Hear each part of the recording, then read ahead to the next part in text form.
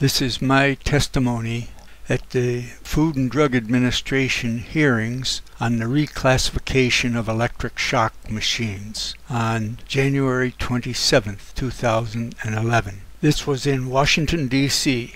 The day before, while driving from Florida to Washington, my car was totaled in Baltimore, Maryland on I-95, and miraculously, though a high-speed accident, I was unharmed. When I had my accident in Baltimore, it was raining, but further north in Washington it was snowing so hard that many of the people who would have testified were unable to attend the hearings. This is part of the ongoing development of the website, thewaythetruthandthelife.net.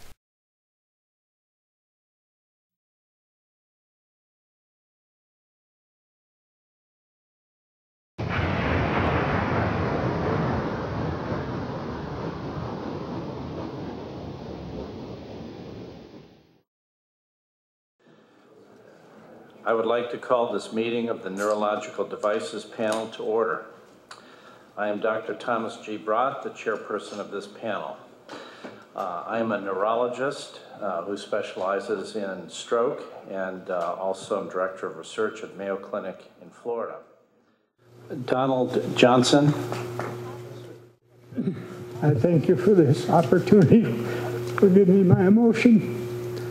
I was here with the FDA in 1985 and testified.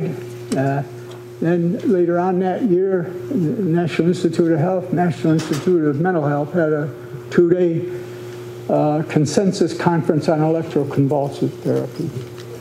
Now, I don't have a memory. I don't know. It's because I argued with a psychiatrist and he dumped me in the locked ward and shocked me 5 times. I became violent. I tore my nails off grabbing onto the door. And he said after 5 times, he says, oh, sometimes they don't help people. The way I got in there was arguing with him. I had trouble with headaches. I've learned since then it's because I was deprived of coffee.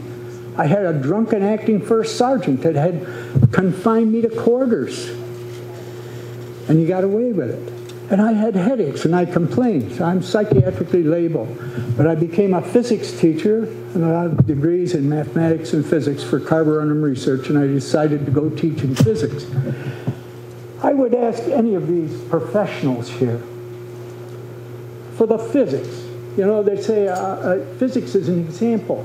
If I had a 15-pound... Can you stay close to the microphone so we can hear you? If a little physics, to see if there's any, this is high school physics, If I had a 15-pound baby, I'm talking about 200 joules, and when they talk about low treatments, every one of you that's involved in ECT knows if they don't make a grand mal seizure, it doesn't count. You give it again, turn up the voltage. All right, 200 joules. How high would I have to drop a 14-pound baby to have the equivalent of 1 shock treatment? All these professionals here, how high would I have to drop a 15-pound baby to have the same energy? Or how many pistol slugs would I have to shoot into its brain? This is just mechanical equivalence, high school physics. Anybody? A joule is the energy of 1 kilogram being lifted 1/10 of a meter. It's equivalent to dropping a baby from a 10-foot high building. At the 1985 National Institute of Health Conference, I gave them the Winchester ballistics sheet from Winchester and the thymatron electroconvulsive device showing the energy, equivalent to 3 pistol slugs to the head. Now they use autism to justify it and use depression. Did anybody watch the BBC with the G20 last month? Obama was in South Korea, and they showed the BBC had a little spot on it. the devastated soul, now one of the most thriving, affluent societies. And they said, how much appreciation? They went back and said, but there's a problem. They've got the highest suicide rate in the world. Between the ages of 10 and 40, the major cause of death now is suicide in Korea. Is it because they need a shock treatment? It wasn't like that before the war. Affluence. My mother had to help a baby that was dying from diarrhea and vomiting from the woman next door. She was a good woman, but she had been raised in daycare, and she couldn't bond to her baby.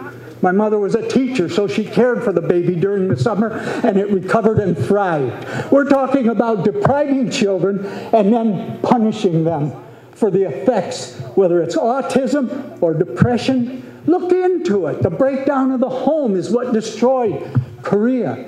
Yes, it's an affluent society, the highest suicide rate in the world. You want to electroshock all of them? They pay now $1,000 a treatment. You've got 30 seconds to wrap up. $1,000 a treatment. Somebody just said, gave professional testimony, we need 1 million people treated. $1,000 million we're going to pay a year for this. Thank you.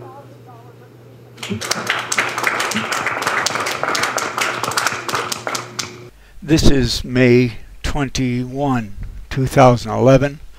I'm finally getting to post this video. I'm in southern Russia with Olga babysitting granddaughter Darina, and glad to have the opportunity to get this together and post it. I will use it both on YouTube posting and use it as part of my thesis on awareness in the website thewaythetruthandthelife.net. Thank you. Ну давай спой, она туда тоже ответит тебе.